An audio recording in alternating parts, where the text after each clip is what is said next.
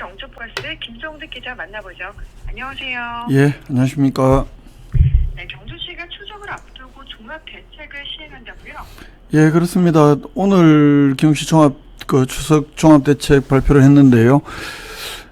응급의료 및 감염병에 대한 비상 방역 체계 확립이라든가 또 서민 경제 안정화, 안전한 관광 교통 대책, 또 생활 안정 대책, 재난 안전 관리 강화 이렇게 5개 분야 실천 계획 수립을 하고 14일부터 18일까지 경시 종합 상황실을 운영하기로 했습니다. 특히 감염병 대응 비상 방역 대책반을 운영을 해서 24시간 비상 연락 체계 유지하면서 응급 상황에 대비해서는 응급의료센터 2곳, 병의원 5곳, 한의원 2곳, 등등에 대한 그리고 약국 108곳을 지정해서 비상진료 체계를 구축하기로 한다고 합니다. 네. 요즘 물가가 비싸긴 한데 명절을 앞두고 물가 안정도 매우 좀 중요한 과제가 될 것 같은데요. 그렇습니다. 전체적인 물가를 잡는 게 지자체 차원에서 한계는 있겠지만 그래도 현장에서 이런 갑작스럽게 올린다든가 이런 것들 좀 단속하겠다 하는 건데 오늘 18일까지 물가 합동지도 점검반을 편성해서 추석 성수품 16종에 대해서 중점 관리를 한다고 합니다. 또 지역 전통시장 상점가를 대상으로 이 전통시장 장복이라든가 물가 안정 캠페인을 진행을 해서 물가 안정 분위기를 확산한다는 계획이고, 경시 농특산물은 이번 명절에도 경주몰 온라인에서는 20%, 경주 농특산물 판매장 이렇게 본점, 불국점에서는 각각 10% 할인을 하고요. 그리고 경주 천년한우는 최대 23%까지 할인 판매를 한다고 합니다. 그리고 간포 공설시장에서는 수산물 할인 행사로 최대 10,000원권 할인 쿠폰을 지급을 한다고 합니다. 연휴 기간에 이 공영주차장은 전부 다 무료로 개방을 하고 중앙시장, 승동시장 주변 도로는 7일부터 다음 달 18일까지 한시적으로 주정차 허용을 합니다. 그리고 생활 쓰레기의 신속한 처리를 위해서는 상황실 및 기동 청소반을 운영을 하는데, 추석 기간에도 음식물 포함해서 생활 쓰레기는 15일, 17일 추석 당일 요 이틀은 수거하지 않고 그 이외에 연휴 기간 14, 16, 18일은 정상 수거를 한다고 합니다. 정말 모두가 안전하고 편안한 추석 명절이 되길 바라고요. 다음은 경주시가 24시간 분만 가능한 의료기관을 존속시키기 위해서 민간 분만 의료기관을 선정해서 전문의 인건비를 지원한다고요? 예, 그렇습니다. 경주시가 이름 붙인 게 이 분만 의료기관 지키기 지원 사업인데요. 경주에도 이 24시간 분만 가능한 병원이 지금 계속 감소를 하면서 이 추세대로 간다면 경주시에서도 결국은 분만 취약지로 전락할 가능성이 높다. 그래서 일종의 출산 장려 또 저출생 극복 이런 대책으로 추진하는 건데요. 작년 말 현재 경주 지역 산부인과 병의원은 동국대 경주병원을 비롯해서 모두 6개인데 이 야간에도 의사를 두고 분만이 가능한 병의원은 2개뿐이라고 합니다. 이에 따라서 아까 말씀드린 올해 처음으로 이 분만 의료기관 지키기 지원 사업을 추진을 했고, 그래서 이번 달부터는 이 민간 분만 의료기관 한 곳에 대해서 산부인과 전문의 1명의 인건비를 지원을 하게 됩니다. 네. 경주시와 이와 관련해서 지원 근거 마련 등 여러 절차 진행해 왔다고요? 그렇습니다. 이 민간 분만 의료기관이라고 해서 경주시가 직접 보조금을 지원을 하려면 그에 따른 마땅한 근거가 있어야 될 텐데요. 그래서 경시 지난 7월 달에 이 공공보건의료사업을 수행하는 의료기관에 대해서 경시 보조금을 지원할 수 있는 근거, 경시 공공보건의료에 관한 조례를 지난 7월 달에 경주시 제안으로 제정을 했고요. 그래서 이 조례를 근거로 지난달 8월 7일부터 21일까지 지원 대상 병원 공모 절차를 거치고, 그래서 이 맘존 여성병원을 경주시 분만 의료기관 지키기 지원사업 대상 병원으로 선정을 합니다. 그래서 이 병원에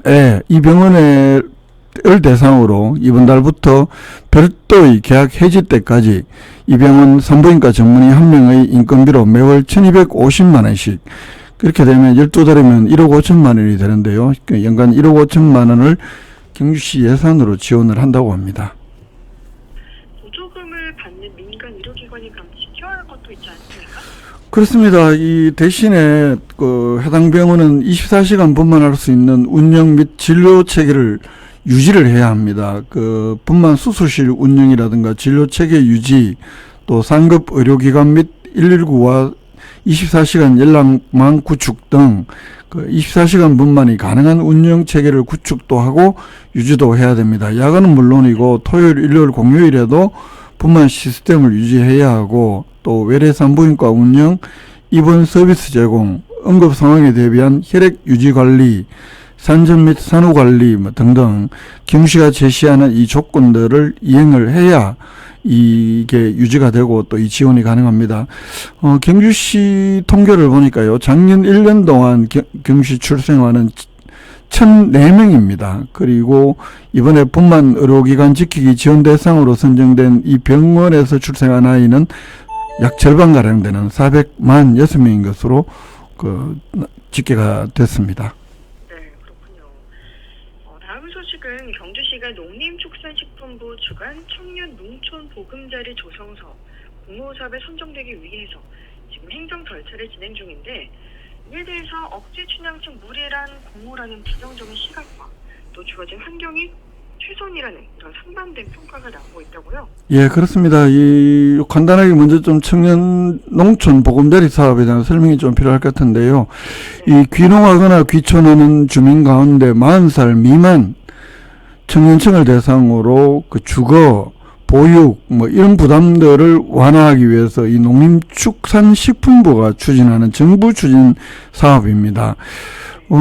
단독주택형 임대주택단지를 대개 한 30채 정도 지어서 민간에게 임대하는 그런 사업인데요. 농림축산식품부에 따르면 이 사업이 2019년에 처음 시작이 돼서 작년 말까지 전국에 9곳에 대한 청년 농촌 보금자리가 조성이 됐고, 올해 말까지는 17곳, 내년 말까지는 25곳, 또 그래서 2026년까지는 전국에 총 35개의 이 청년 농촌 보금자리 조성을 하겠다는 게 정부 계획인데, 이게 매년 공모가 나오고 있습니다. 내년에 이제 할 지자체나 지역 선정은 공모 신청 접수 계획은 11월 달이나 12월 달쯤 이렇게 전국 지자체를 대상으로 공모를 한다고 합니다. 경주시가 이제 응모할 계획이라고 하는데, 여기에 대해서 긍정과 부정의 좀 상반된 시각이 동시에 존재하게 된 이유는 무엇 때문입니까? 예, 그렇습니다. 이 경주시에서는 일단 올해 이게 공모 계획이 나오면 응모를 하겠다. 그래서 이미 땅까지 경주시가 매입하는 계획을 지난 6월 달에 시의회에서 승인을 받습니다. 외동업 입실리 산 25-1번지 일원인데, 공모에 응하기 위해서는 먼저 청년 농촌 보금자리 조성 사업을 할 땅이 있어야 된다는 게 경주시의 설명이었고, 그래서 먼저 땅부터 사둔 건데, 이게 만약에 선정이 되면 총 117억, 그러니까 국비 45억을 지원받고, 경주시가 약 58억, 또 경상북도에서 13억, 이렇게 총 117억을 투입해서 3년간 사업을 추진한다고 하는데, 아까 제가 진행자께서 말씀하신 긍정과 부정적인 시각이 동시에 존재한다. 그 이유가, 이 사업은 경주시가 자체적으로 처음부터 우리가 먼저 이 청년농촌 보금자리 사업을 한번 해봐야지, 이런 게 아니라 이 상황에 밀려서 어쩔 수 없이 추진한 측면이 커 보이기 때문에 억지 춘향식 사업이다, 이런 지적이 먼저 나오는 건데요. 왜 그러냐면 이 다른 공모 사업을 하면서 그 공모 사업에 필요한 부지를 경주시가 어쩔 수 없이 매입을 해야 됐고, 근데 그 부지는 상대적으로 남으니까요. 이 남는 부지를 활용하는 방안을 찾다가, 그러면 청년 농촌 보금자리 사업을 하면 되겠네, 이렇게 해서 이 사업을 추진하는 것이기 때문에 이게 말 그대로 억지 춘향식 무리하게 공모를 추진하는 것 아니냐, 이런 부정적 시각이 나오는 것이고, 또 한편에서는 어쨌든 경에 어찌됐든 간에 다른 공모 사업에서 땅을 샀고 그 땅이 남았기 때문에 그러면 국비 지원을 받아서 농촌 환경 개선하는데 쓴다면 이거야말로 뭐 좋은 것 아니냐. 주어진 조건에서 나름 최선의 방안을 찾은 것 아니냐. 이런 긍정적 시각 동시에 있는 겁니다. 네. 그러니까 앞서 경주시는 2022년도에 외동읍 농촌공간 정비사업 공모에 선정이 됐죠. 예, 그렇습니다. 이것도 마찬가지로 농림축산식품부가 주관하는 건데 이건 그 농촌 주택가에 있는 뭐 인근에 있는 축사라든가 공장 빈집, 장기 방치 건물 이런 것들을 제거해서 농촌의 주거 환경을 개선해보자 이런 사업인데요.